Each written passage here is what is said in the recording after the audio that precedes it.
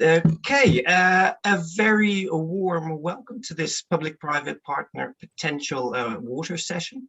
I hope this finds everyone well and ready for our, we hope, inspiring session. My name is Michiel Slotema. I'm the coordinator of the Sustainable Water Fund program, a program of the Netherlands Enterprise Agency, which is financed by the Ministry of Foreign Affairs, as well as our public-private partners. Just a little bit of background on the Sustainable Water Fund program.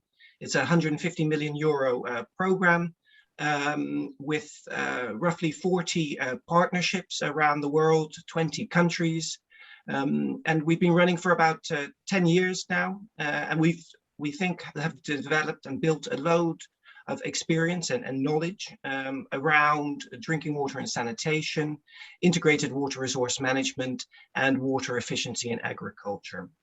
And just a little thinking about why a PPP approach. Well, the water problems are extremely complex, and it just can't be addressed by one partner alone, not public, not private only. It needs a multifaceted approach.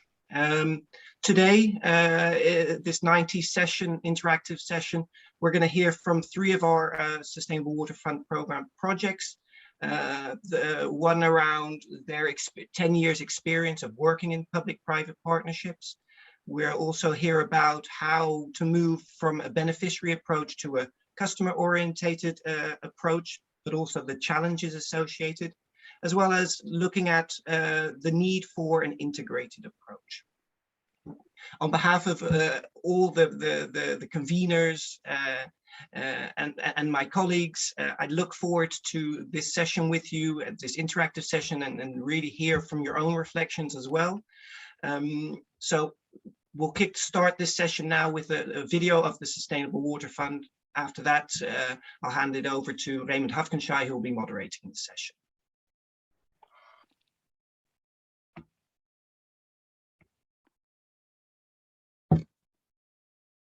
And let's hope we can see the video as well. Here we go. As a key element for life, water has been on the agenda of many policymakers and practitioners for decades. But climate change, growing populations, pandemics, and insufficient management of water are making issues worse. L'eau, c'est un allié de taille dans cette période du coronavirus. Perubahan iklim di sini sangat terasa dampaknya, seperti bisa kita lihat. It forces us to step up our efforts to do more, faster, better.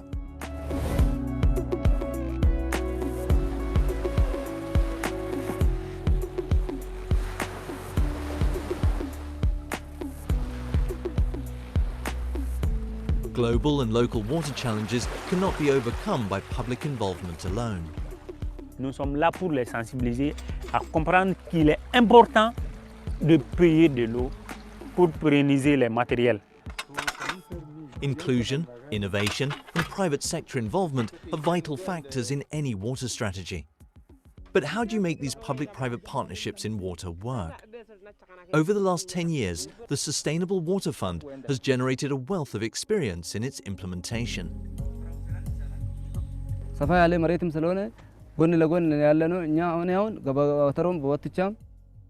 Global water challenges need systemic change, the introduction of new practices into existing structures, processes, and constant learning. We continue cracking our mind to think how best we can make this more sustainable, how best we can make it scalable. The Sustainable Water Fund combines public and private capacity, finance and resources to explore sustainable, high-quality service delivery models and new water management practices. The fund co-finances projects focused on inclusivity, environment, and financial sustainability in the areas of drinking water and sanitation, water efficiency in agriculture, and integrated water resource management. Dugumo hakina e bara mi pomeko nika. Jana pomeko njala dugumo e abenoma. Pasina muso shama nere kumbala kono. Me nyina pomen dona kebla mi ama jiko manima ko jiko man sekere. From small tech companies to water utilities, NGOs and national governments, the fund works with over 40 partnership projects in 20 countries, involving more than 200 private sector organizations and public entities.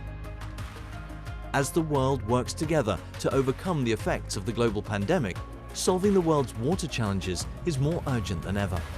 With our partners, private and public, we're proud to contribute to a better understanding of partnerships and sustainability in the global water domain, reaching the Sustainable Development Goals. We empower. And the moment we do the empowerment, then we leave the other cog moving by itself. The Sustainable Water Fund is a program from the Netherlands Enterprise Agency. The Dutch Ministry of Foreign Affairs co-finances this program. Connect with us if you're interested in learning more, because together we recognize and embrace water's multiple values, reconcile its values, and build trust.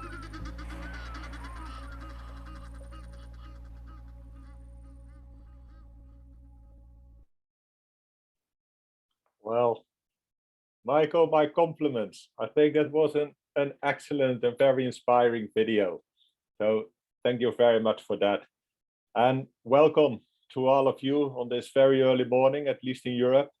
It's 7:05 or 7:06. So I hope all of you have a cup of coffee available, and we have a very nice program to at least make it work to get out of your bed at this particular time. My name is Raymond Hafkenscheid, and I'm asked by Michiel and his team to moderate this session, so I will do my utmost best. As most of you know, in this Stockholm Water Week virtual environment, everything is technically fixed, so to speak, so we have zero tolerance and flexibility in terms of time. We will end this session at 8:25 European time, so we hope all of us can stick to their time slots and time limits, and otherwise I will have to be rather harsh to stop it. Sorry about that, but just the way it is. Today we have quite a nice program. We have something for everybody.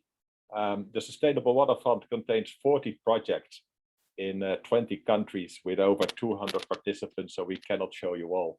But we have selected 3 projects in here that really demonstrate the depth of the effects of participating in public-private partnerships. Not just the standard KPIs, but really how it influences organizations and especially people, the way of working, the way of thinking, and that is of absolute critical importance when we are looking for, let's say, transformation in the way we address our water problems. Just to give you a peek review, we demonstrate these 3 projects in 3 breakout rooms, but not to allow you to make your choice immediately. We would like to introduce these 3 breakout rooms so you can make a good decision on which one you would like to follow. After these 3 breakout rooms of about 20 minutes, we will all come back in the plenary environment again, and then we would like to present a feedback on this on these breakouts. Having said that, I would like to introduce our first speaker, Tateer Zaid, who is going to introduce the breakout room for the Solidaridad team, breakout room number 1. If it interests you, choose that particular breakout room when we are going to make our decision. Tateer, good morning. You are the general manager and pollution manager for Solidad Asia, and Tateer is already working for over 5 years, where he's managing the leather and the cotton portfolios in about 7 Southeast Asian countries. Tateer is directly involved in several of the Sustainable Water Fund projects. So Tateer, nice to have you here. Thank you very much. First of all, I would like to congratulate you, because this week we heard that one of the Sustainable Water Fund projects run by Solidaridad has actually received a quite prestigious award. A very good morning to all of you. Thank you very much, Raymond, for these encouraging remarks. Indeed matters a lot to us. My name is Tathi Zaidi. I represent Solidaridad. We are working in around 50 countries across the globe on sustainable supply chains. I'm based out in Delhi, which is the regional headquarters of our Asian countries. Thank you very much, Raymond, for your greetings. This was indeed an honor to receive that prestigious EEF Global Industrial Water Project of 2021, 4 days back only, 22nd of August. So today's event is at a very right time because this particular project is supported by RVO Netherlands, the pollution prevention and efficient water use in Kanpur-Unnao Leather Cluster. Thanks for your greetings. Well, congratulations again. So the world is definitely noticing these sustainable waterfront projects. So it's great that you have an impact on a industrial scale in India. What you are going to present, or what your team is going to present to us, for me is a very inspiring topic. I heard that Solidaridad made an inventory on how you're participating in the Sustainable Waterfront project for over 10 years has influenced your own organization and how it changed your way of thinking and strategy. Could you elaborate a little on that? So, Raymond, in India, we are living in a country which contributes to around 16% of the global population. But whenever we talk about the availability of the water, it is only 3 to 4%. So it is really important to work out the meaningful public-private partnerships, to work out meaningful projects, which can actually establish models on water efficiency related aspects. But here I am highly thankful to Sustainable Water Funds opportunity, which gave us good space to present such kind of models in front of the global fraternity. We received a few projects in the area of sugarcane farming, leather tanneries, in the area of cotton farming, soybean, primarily on the subject of water, and the projects are well appreciated by Government of India, Netherlands, and so many other European entities. So we tried to work out, we tried to identify right kind of partners, and then we came on a common platform as per the requirement of the subject. Okay, that is something my colleagues will present in the breakout session. Okay, so if we join your session, you're going to understand how the PPP involvement has really, let's say, transformed and reorganized the Solidaridad's activities. Excellent, excellent. Yeah. If we in 2020 last year, we thought that it is really important to conduct a third-party independent evaluation of all those projects which has been supported by Sustainable Water Funds. And we outsourced that study to the Netherlands reputed agency, Advanced Consulting. They interviewed and they came up with a very exciting findings. For example, this double engine private partnership, how the organization is transformed from a certification oriented organization to an organization which is now well known on the public private partnership related aspects. So I am very sure when the audience will join our breakout session, they will come to know what is this double engine PPP, how the organization transformed, how the projects which are started from scratch, now well known by Government of India on the sectoral transformation. Thank you so much. Well, excellent. So for those who would like to hear more about this, choose breakout room number 1. I welcome you all in our breakout session. Yeah, thank you. Great, excellent. Thank you, Tatir. Our second breakout room is organized by Vanier Hydro, and we have here Thierry Barbot. Thierry Barbot is the chairman of ODL Solutions, a holding company of Vanier Hydro, and it's a French private sector manufacturer of drinking water supply technology. And Thierry is also the director for Uduma, the water supply service provider for developing countries, and in particular for those situations where you have most isolated areas. So Thierry, you are our private actor participant in this session. So a warm welcome to you as well. Thank you. You have taken the hard road. You have tried to establish drinking water supply private company under very difficult circumstances in Mali. If we are joining your session, your breakout session, what are we going to hear? You know, I've been involved in the sector for more than 35 years. And to be honest, Ray, I'm a bit fed up to have to rehabilitate the infrastructure which were built a few years before. We have to innovate and design new models, sustainable models for the future of the rural water supply sector. And to be honest, I don't believe that head will drive sustainable model for development. Business will do, because this is the key issue for me, is that if we really want to do something for the future, for our children and grandchildren, we have to design sustainable model, which means profitable models. Profit is source of sustainability. This is the key issue. And to have a profitable model, it means you have to enter into a business model, even for the rural water supply sector, and stop relying only on aid approach.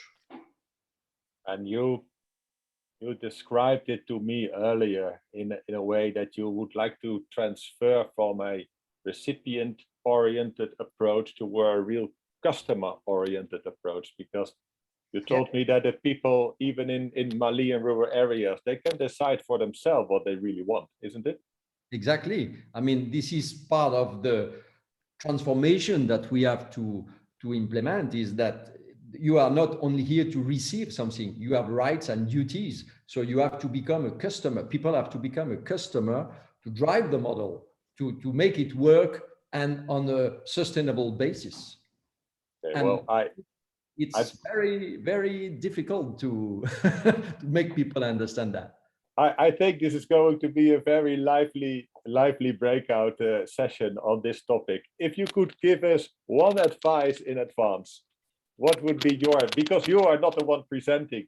No, but I will tell you, if you don't take part to this breakout session, you will miss the train of change. You will miss the train of the change for the future of the rural water supply sector. Well, you have convinced me. This is going to be an interesting one. Jerry, thank you very much for your introduction. Great. So I hope a lot of people will join you there. I hope to. Okay. The third, but not the least, breakout room is going to be organized by a combination of two organizations, Wetlands International and VEI, the water supply utility operating from the Netherlands, but on an international scale. We have with us here Chris Baker of Wetlands International. He is the program head for water resources management in Wetlands International. Wetlands International is an international NGO focusing on the management of water resources to ensure that biodiversity and livelihoods of wetland-dependent community are in balance with other water users. Chris has been in the Wetlands International River Delta and Restoration Program and the Water and Sanitation and Hygiene programs, and that is quite a good combination if you're going to introduce a breakout room that really describes a integrated approach in the Philippines where WASH efforts and water resource management and even reforestation are truly combined. So Chris, very nice to have you here. Again, you are not the one presenting your breakout room, but you do the introduction. So I hope you can sell your breakout just as well as Thierry did. Without going into details yet, what is your combined effort, your program, the Ridge to Coast and Rain to Tap project in Philippines about? Well, I think it's a great project because it really brings everything together, like you just kind of implied, Raymond. It's a really inspiring and innovative initiative. It really came about in response to a tragedy. I've heard it said a lot in different Stockholm Water Weeks, quoting Churchill back, never put a disaster to waste. And this team of organizations have really capitalized upon the opportunity of a disaster that hit Cagayan de Oro region in 2011. There was major flooding that affected killed about 1,000 people. Water supplies were disrupted for 3 weeks. it would have been really easy to fall back on a traditional infrastructure-centric solution. That's often the norm in this region and other parts of the world indeed. But the partners, they really demanded a new approach, and that was what's so exciting about this. They based it upon restoring the system's resilience, the river basin's resilience from the bottom up. The initiative is based on great local ownership.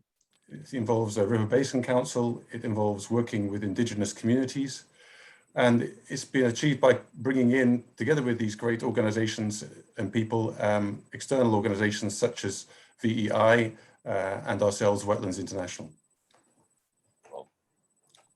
That sounds rather interesting. It's a shame that it originated from a disaster, of course, but we have to admit it creates, unique opportunities as well. So I'm glad that you were able to follow up on that. Your team presented parts of this project already earlier this week, especially on the rain forestation, the combination of water supply, water resource management, and then reforestation activities for improving community resilience. Just to take us back, because we have some time, what were the outcomes of that particular session? So people can make a good choice if they want to rejoin your team in this presentation. Well, first of all, it helped me prepare for this session, but it was a great insight into how to build resilience from the community up. That was what I really took away from it. It was a super session, I thought. So many approaches in this field neglect a good bottom-up community-based approach in their integrated approaches. And that risks often that solutions that are resulting don't align with community interests, and that can lead to failure. Not always, but it can. The session showed us really how important that is, and perhaps more importantly, how you can do it, the approach. Too often you see reforestation initiatives simply expecting communities to do it if they're equipped to reforest. If you provide them with saplings and a bit of money, oh, surely they'll go and do it. But the rainforestation session showed that that's not the way to go. You really need to build your initiative upon the community's needs and their aspirations, and that's really what they did. They prioritized securing the food security for communities upstream in the basin. And then once they'd done that, they decided to work upon how to create a local economy with marketable products that would bring some income to the communities.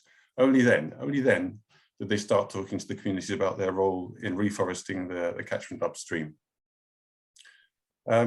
So this is what I took away from it. It was really inspiring, and you really feel like that gives a good basis for sustainability going forward. Okay, excellent. Well, for those who would like to see a example of real integration, all the way from drinking water supply efforts to reforestation and involvement on the community level, this is a huge combination of efforts, almost covering all of the water domains. So thank you very much for that introduction for breakout room number 3. These were the 3 introductions. Now we will have the opportunity to make our choice in the 3 breakout rooms. I hope Tika is able to allow us in. If you see the screen where you could make your decision on which breakout room you would like to be in, you click on the number button next to the title, the breakout title, not the title itself. It won't work in Zoom. You click on the blue dot indicating the number of participants, and then you will go into your breakout room. You are free to make your choice. You can even switch between rooms if you want to, and we will come back in this plenary for a joint recap in about 20 minutes time. So Tika, could you allow us to make our choice and invite us in the breakout rooms?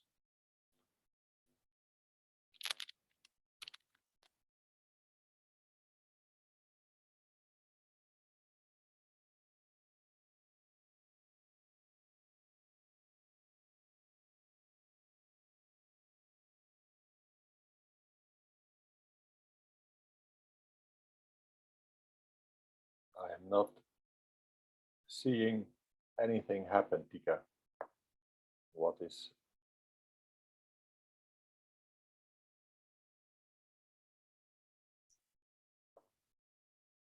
People are joining the breakout rooms right now.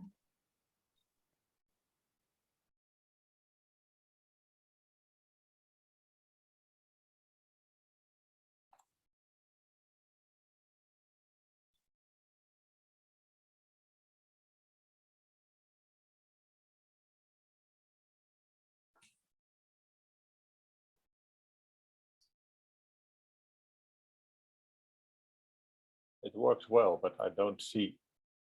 I cannot choose myself, and Michael is also still in.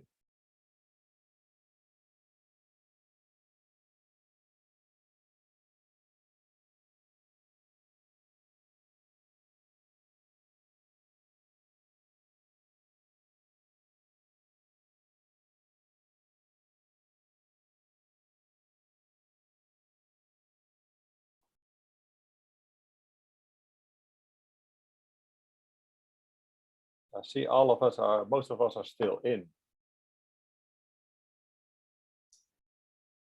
Many people have made their choice, but I see there are still 25 people remaining in the plenary. I can assign them to groups.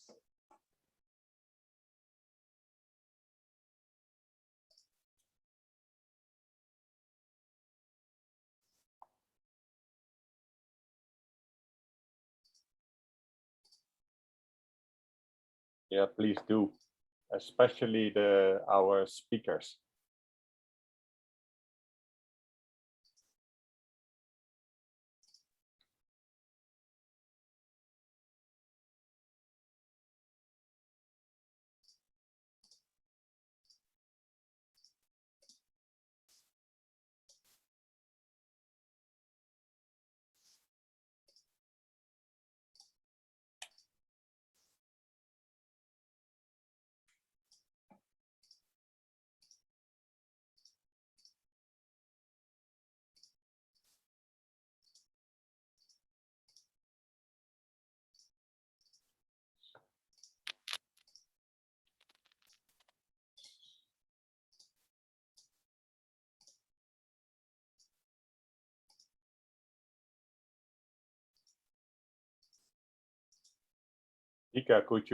Karin, could you indicate which breakout room you would like to choose? Then Tika will direct you there.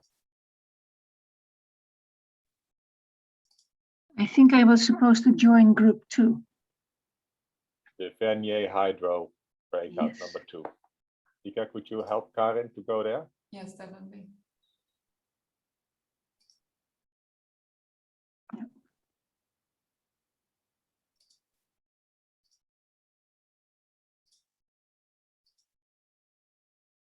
Okay, so everyone's been assigned.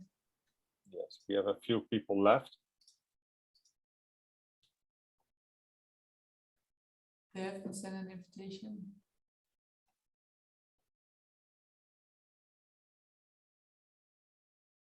I see that some people haven't joined, so I've invited them, but they haven't accepted. So that's a choice, I guess. Okay. The strange thing is that I myself don't see anything, no possibility to join. If you click on breakout rooms in the bottom,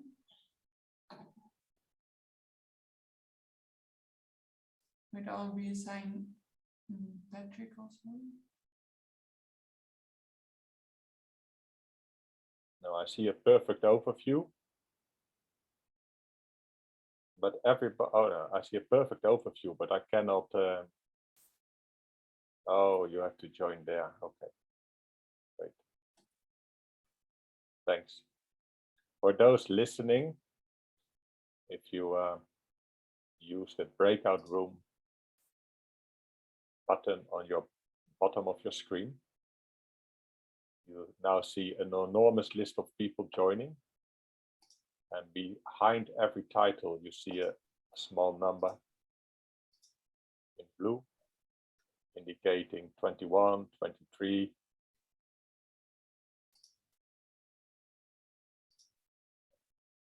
24. You click that button and you are in the breakout room. I think we have a rather nice distribution actually, for about 24, 25 people each. So that's great. I tried that.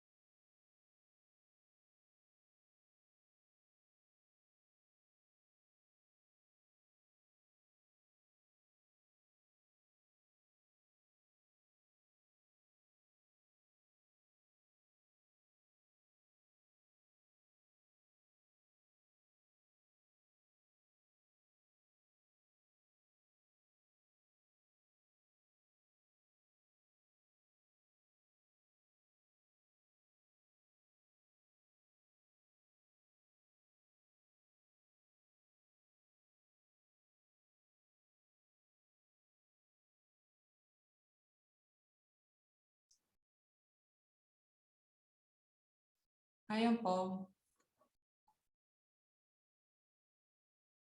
Ik hoor je niet. Kan ik je naar een bepaalde breakout room sturen? Ja, ik heb geunmute. Ik kom er niet in. Ik probeer de hele tijd de sessie in te komen. Ik kijk eventjes naar het hele menu. Even zien, want anders dan kan ik het niet zien. En ik zie wel in het menuutje Join Breakout Room, maar dan moet ik weer terecht.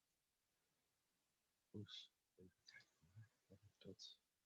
Nee. Nou ben ik er, jij hoort mij nog wel, maar Ik ga je nu, naar welke wil je? 1, 2 of 3? naar 3. Naar 3. Oké, ik stuur je naar 3. Als het goed is, ga je nu daarheen. Ja, ik zie dat ik hier.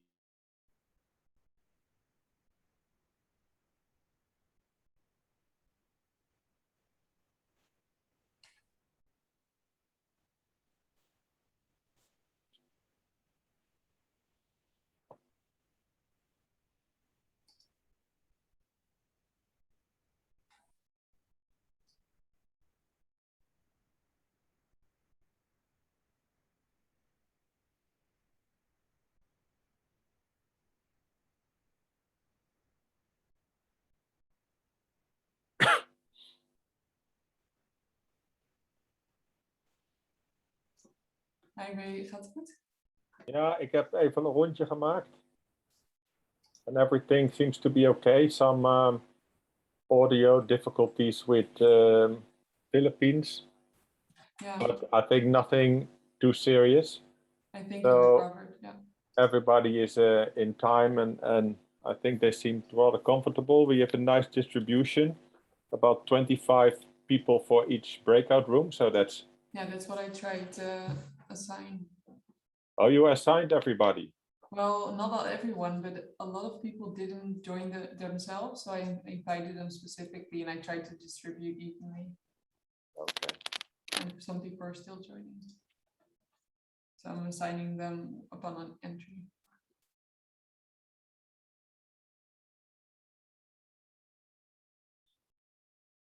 Somehow I still see Paul. Yeah, Jan-Paul, me too, but I think Paul. he joined another session. You didn't do the poll, was that on purpose? Yeah. Okay. Yeah, because it's I cannot see the pattable environment, so I cannot do anything. We got. No, thank you.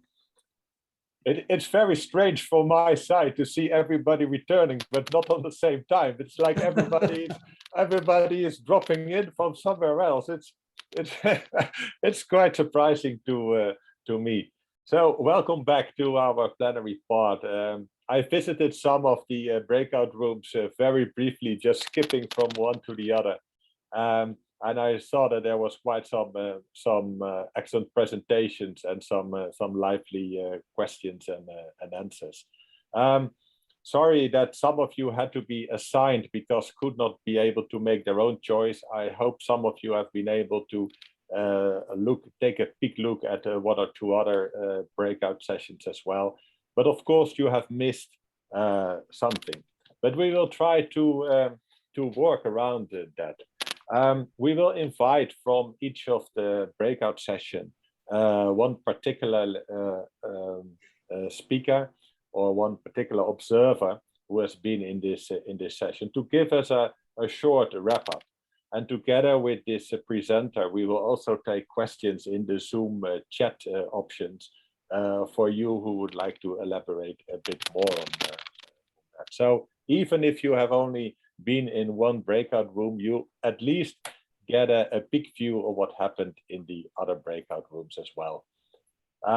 First, I would like to invite Prashant Pastor. He was in the breakout room number 1. Prashant is the general manager of the Water and Sustainable Agricultural Program in Solidaridad. And Prashant is heading the water portfolio. And he's focusing on irrigation, water efficiency, water pollution, soil degradation, and waste management. Prashant, welcome. Good morning, everyone. Good morning. What happened in your breakout room? How was it? Could you, let's say, introduce what happened to those who were in the other breakout rooms, and what were your personal observations? I think the session is about the assessment which Solidaridad has done, and and looking into a kind of introspection into the 4 programs we are running with the support of RVO.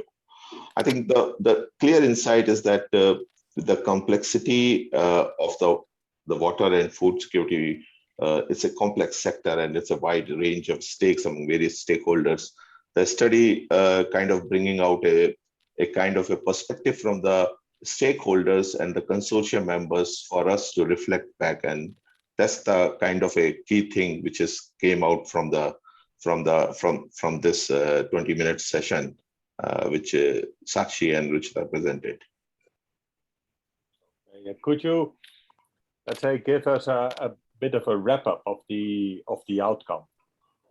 I think the main outcome is that why the assessment and the critical aspect of the internal assessment which Solidaridad has taken up is to facilitate the organizational own strategic planning and understanding on the PPP, and how it can improve the PPP designs and programs in the longer run, and but also look into the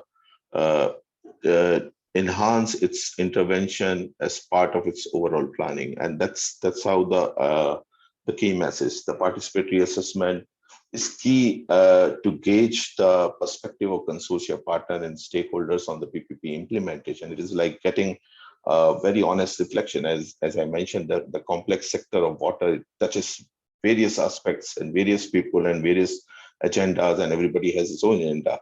So Solidaridad as a balancing player needs to kind of reflect back into how it is managing. So that's the one of the critical point and message we kind of take it out, and it is helping the organizational and how the organization has kind of transformed over a period of last decade, close to a decade, where it is right from where it was moving for the certification-driven organization, starting looking into the larger aspect, which PPP designing part has kind of helped the organization look into much deeper and much wider aspect, which is critical. And it's kind of a looking into more systemic approaches and systemic changes within the program rather than just for the limited certification. So from linear supply chain model to a kind of a basin-wide look, or to the wider stakeholder-wide look, and bringing agendas together. Okay. And what I understood is that you took this initiative on investigating how this PPP involvement has influenced Solidaridad. You did it on your own behalf, right, as an organization. Is this something that you would recommend to others? I mean, in the Sustainable Water Fund, we have about 200 partners and organizations involved, if I understood Michael correctly. Is this something that you could recommend, such an, let's say, inside evaluation? I think I would say yes, and why I will say yes is that so it's a when you work in a consortia management and working with a different business and different agendas together, I think it is important to have these kind of assessment and perspective check kind of a thing as a organization yourself, and also for the whole partnership which you are trying to facilitate to achieve the larger change. And this kind of reflection not just will help the organization to make the small course corrections, but also its whole transformation. And one of the beautiful part of this assessment is that sometimes organizations don't realize that what kind of changes they are happening, seeing as a transformation within the organization, thinking it's multi-annual strategic planning, that all gets impacted because of that. And you change those based on your experience, but you don't never gauge that. So these kind of assessment really help you to become a better kind of a PPP designer and programmer in future, but also you gauge the changes within yourself and you do better implementation beyond the program you are running with the RVO support. Like Solidaridad, we have noticed that the water became a very key agenda, and the pollution and other aspect moving into its multi-annual strategic planning. Excellent. I do not see any questions arising, but maybe we have time for one. I'm checking the chat box in Zoom at this moment. There's somebody who would like to question Prashant on this activity? If not, then I thank you very much, Prashant, for your contribution here. I think it's very inspiring.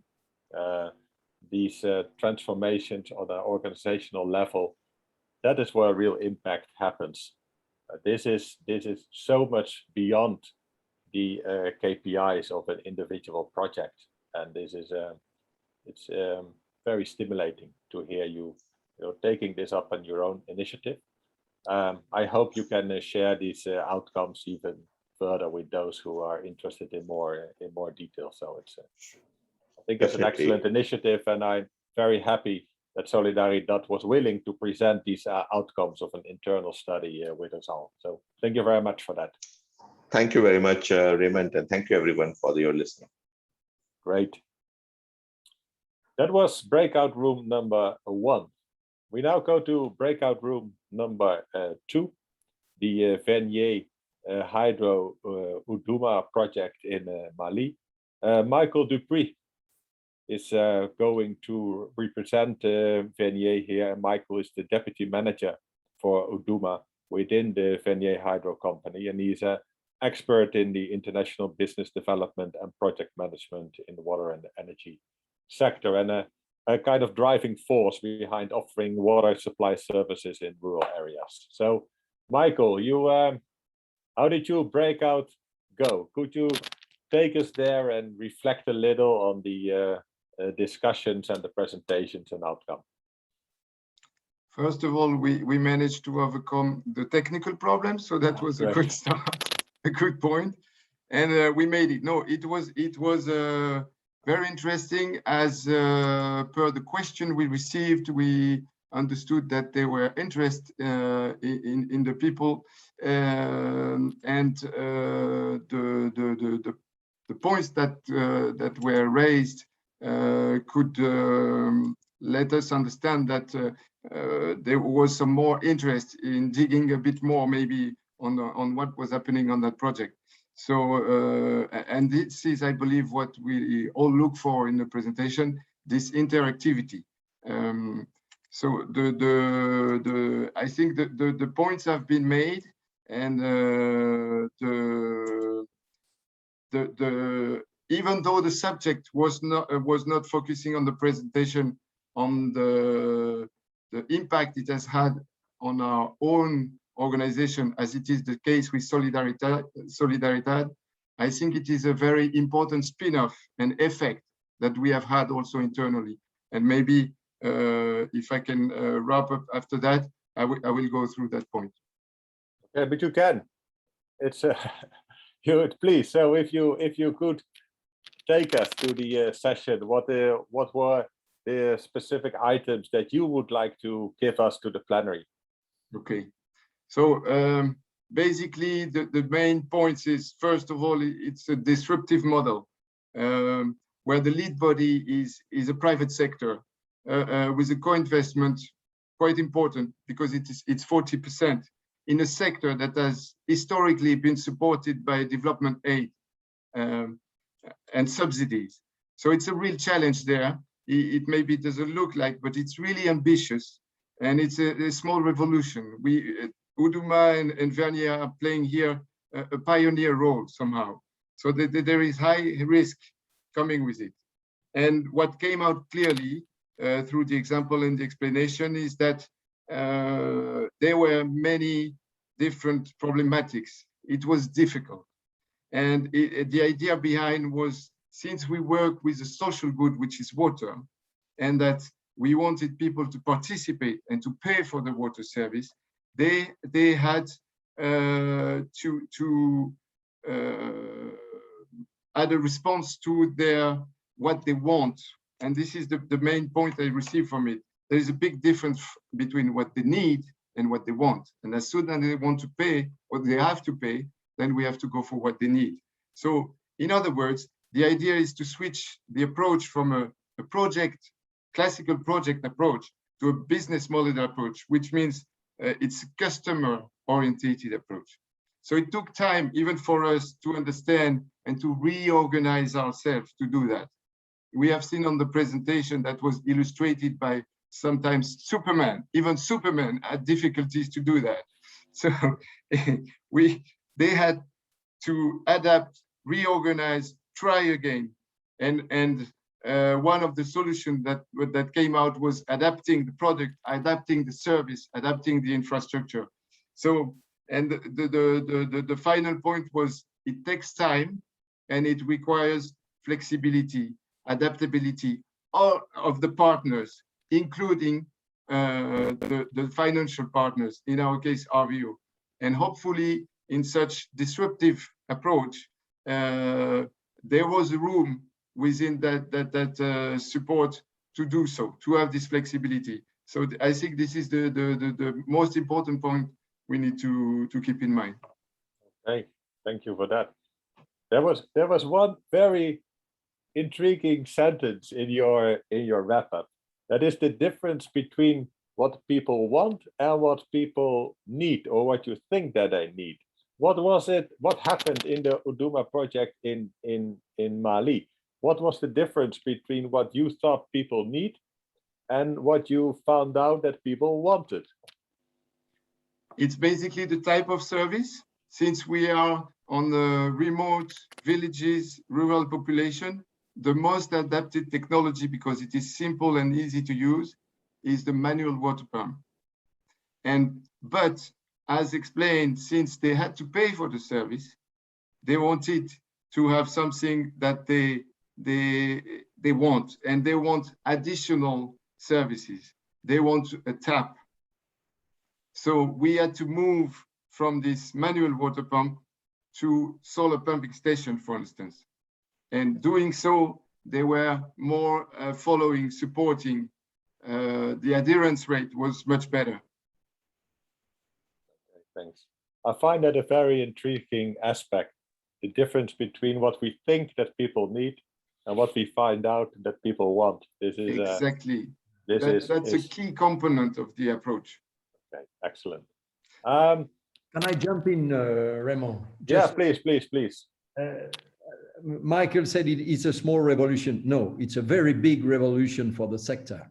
We are totally changing the rules from what has been done from what is being done for 40 years in the sector. Now we are trying to do something totally different, because we realize that what has been done so far is not working, is not sustainable.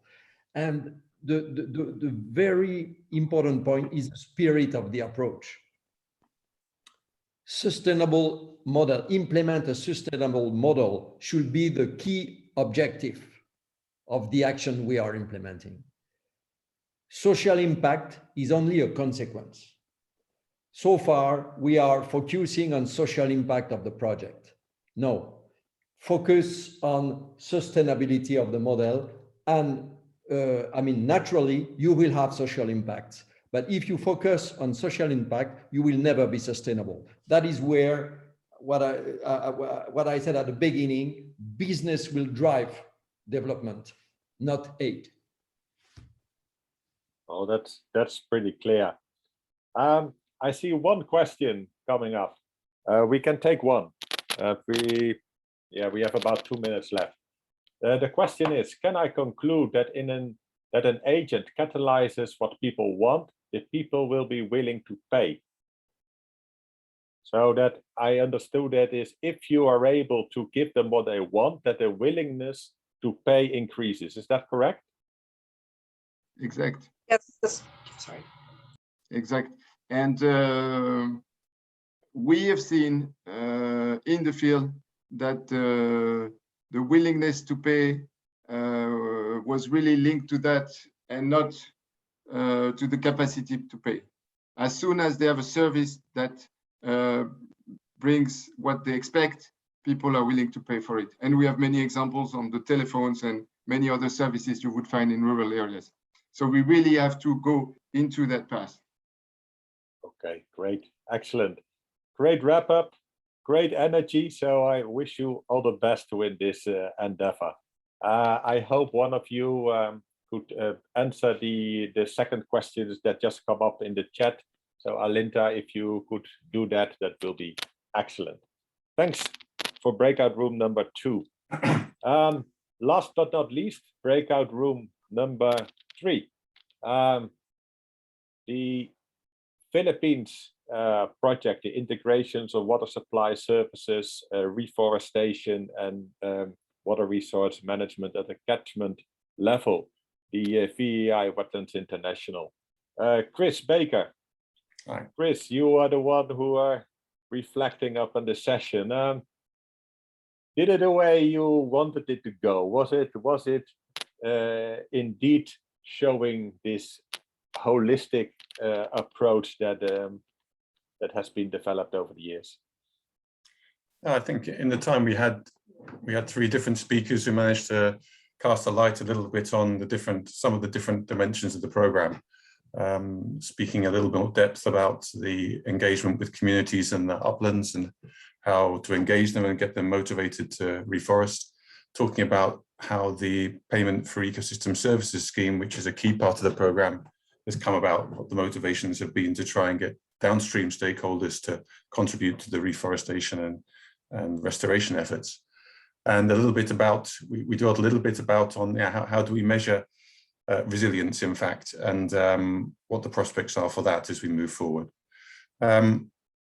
Perhaps we might have covered a bit more on the WASH dimensions of it, but I think we probably lacked the time. We had a little technical difficulty in the middle as well. But I think we covered a lot. It certainly illustrated the complexity of the program and its challenges, but also the successes it's already posting. Okay.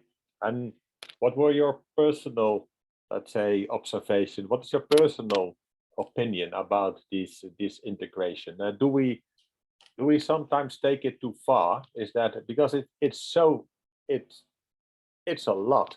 It's really a lot that has been described in this project. Water utility, reforestation, social, economic development on a catchment scale, enormous amount of participants and parties.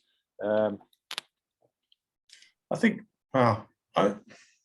personally, I'm not so worried about it. I think it's got the essential pieces in place to really deliver something big. We've seen other programs in our network. I'm thinking of one we have running for 25 years in India.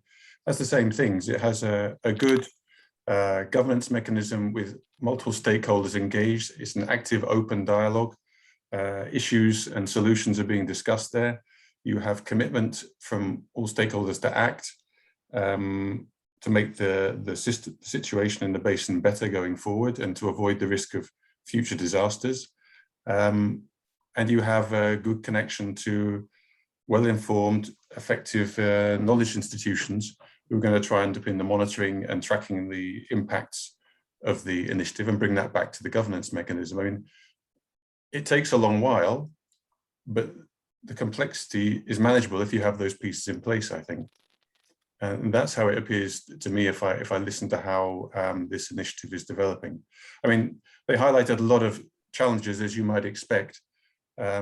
And that's also what we've seen in other large initiatives like this we've been involved with. Land ownership is key. Not everyone who owns land is yet buying into the full vision.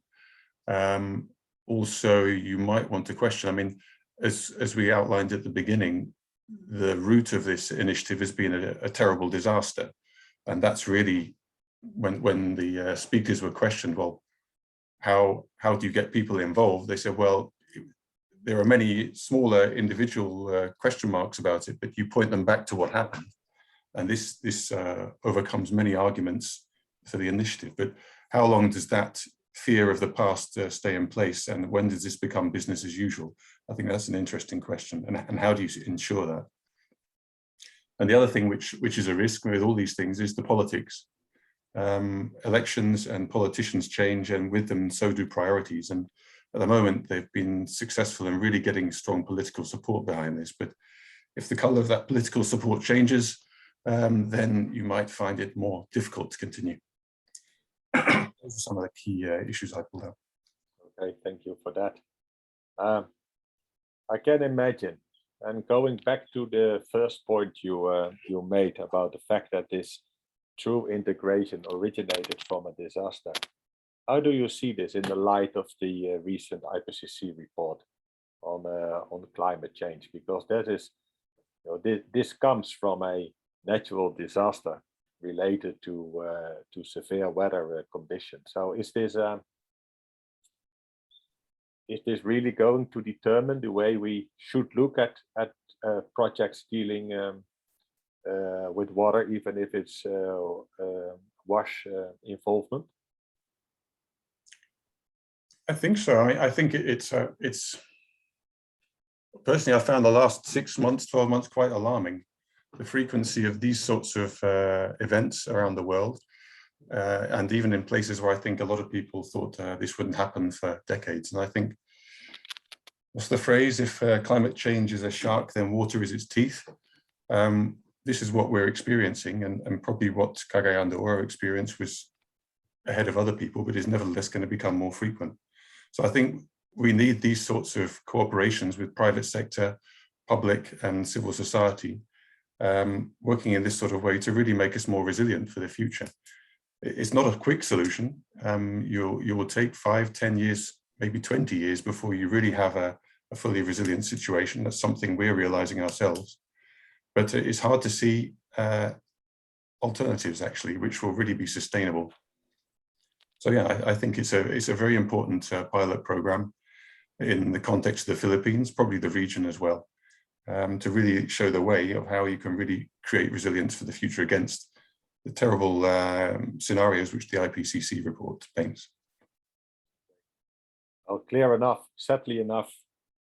I hope you will indeed be able to use this as a true pilot project and demonstrate to the world what can be done in this indeed severe setting that overcame us the last 6 to 12 months. So all the best to you and to the team in promoting this further work. No questions there. Very inspiring work, Chris. So you are at least praised for your wrap up. So I just have the privilege of telling what other people are doing. I think the praise goes to the team and the partners, which it's a remarkable cooperation.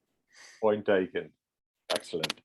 That brings us to the end of the presentations. I hope that you have learned something new, be inspired to figure out new roads, new information. The Sustainable Water Fund team will make this details of this session and the information and the contacts available soon.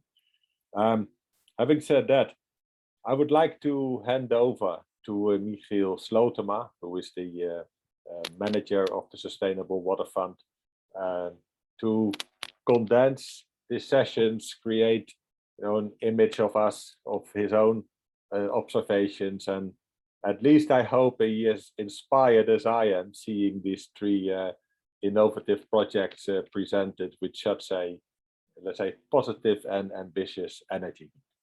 So, Michael. Thanks, Ray. Thank you very much. Definitely inspiring. Like I've been fortunate to be with the program for coming on 5 years now, and it's really nice to see now where we're coming. And for me personally, and I'm going to hand over to Karen Roelofs in a minute, who's head of water at the Inclusive Green Growth Department for the Ministry of Foreign Affairs. But just my 3 maybe messages I got from this was the fact that as an organization that does a critical reflection on itself and on its program actually becomes a better partner. I love be critical, and then as a result you can really improve this partner. I loved Cherry's remark, it's in the spirit of the approach, right? It's around the goal is a sustainable model. The result of that is that you get social impact. The focus shouldn't be social impact. It's around really delivering sustainable models. And I think Chris, complexity is difficult, and integration is difficult, but if you have the building stones, let's say good governance, commitment from all stakeholders, good knowledge institutes. It's possible. It takes time, but integration and complexity can really go hand in hand. So for me, just before Karen wraps up, I just want to thank everyone for your participation. 90 minutes is really not long enough. We really need to continue this dialogue moving forward. It's a continuous dialogue. But I think through public-private partnerships, we really can facilitate these really meaningful discussions. So all the conveners, thank you very much. Ray, thank you. Others in the background. It's really been to get this going. It's been not too easy, but I really like what the result has been. So Karen, the last words to yourself. Thank you, Michiel, and good morning and good afternoon to everyone. A big thank you to Tatir, Thierry, and Chris for their interesting presentations. Thank you very much. That was very, very useful. I attended breakout group number 2. And in the wash sector, we have seen the problem of pumps breaking down for a long time. It's well known. Projects are often developed for people and designed for people instead of with them.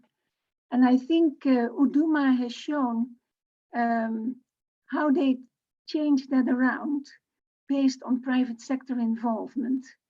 And they changed the concept of looking at people at aid recipients to true clients, true customers. And that is a very interesting one. What I think what we need to do is we need to scale successful approaches, but we also need to inform others.